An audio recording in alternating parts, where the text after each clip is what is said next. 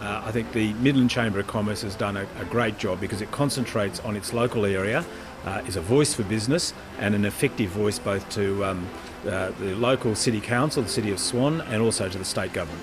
With major economic opportunities in the City of Swan, a growth in population, a strong economic base in terms of manufacturing, transport, tourism, and with the state government investing very heavily in the area with new roads, rail expansion and new health services, including a major hospital and a medical university, along with tourism, the City of Swan is the jewel in the crown of the Greater Metropolitan Region of Perth, as reflected in the inaugural 2015 Swan Connect Economic Conference.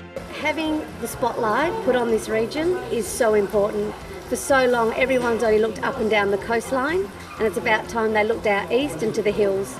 Getting people together to realise what we have on offer here and the opportunities, it's priceless, and people need to come out here because there is so much more to benefit. We're only 20 minutes, 25 minutes out of the Perth CBD.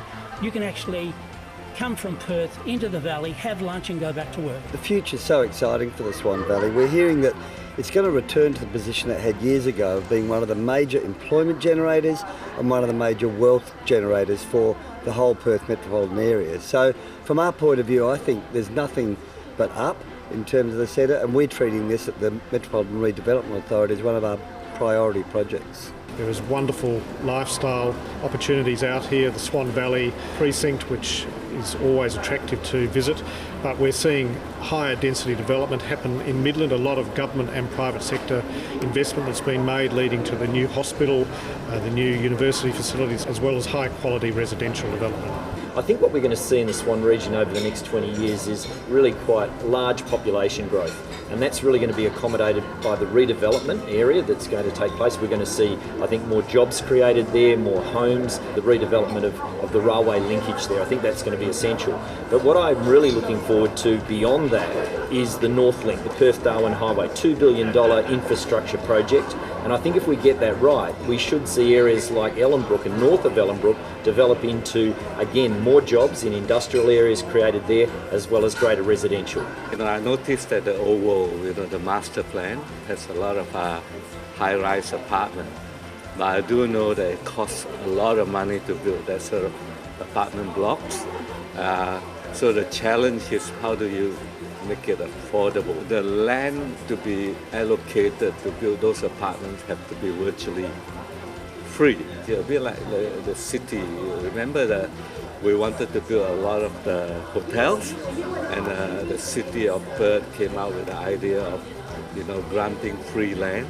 So that could be one of the way to do it. The Swan region is unique because in the whole of the world there is no other area which has the benefits of having a tourism precinct like the Swan Valley.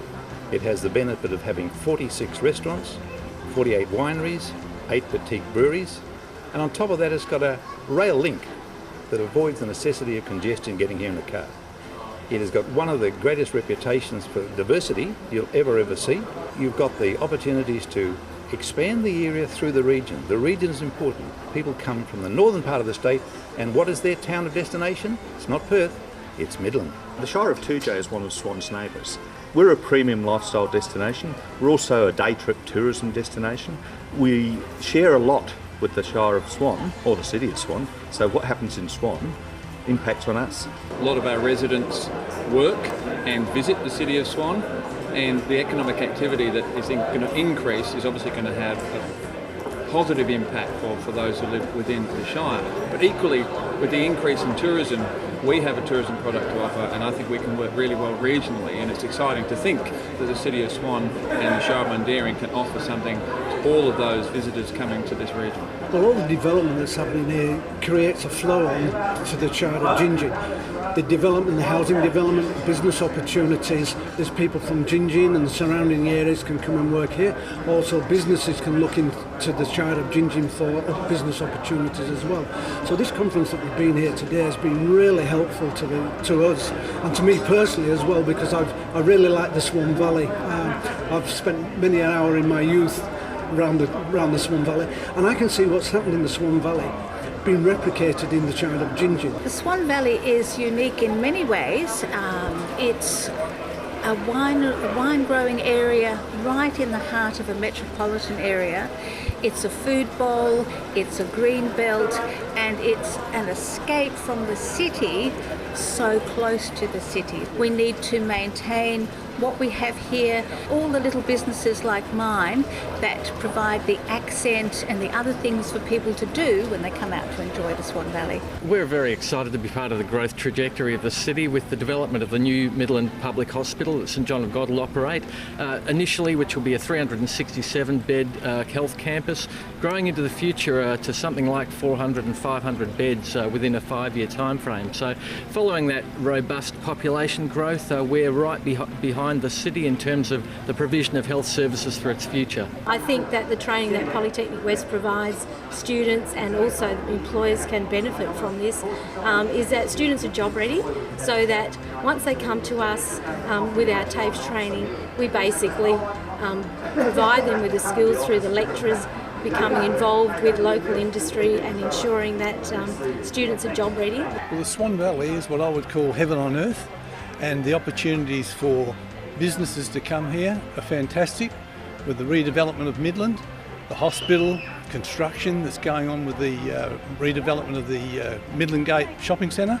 So there's massive opportunities. Asia's middle class is expected to grow exponentially from 500 million today to 3.2 billion in 2030. That middle class will be looking for high quality services that Australia excels in. So City of Swan has an opportunity to be one of those and take advantage of that opportunity now by gearing up their businesses to be more Asia capable, understand those markets and go after those markets. The Swan region has got some really fine wine and gourmet food, and I can see that they will definitely be very well received in overseas market like Hong Kong and China.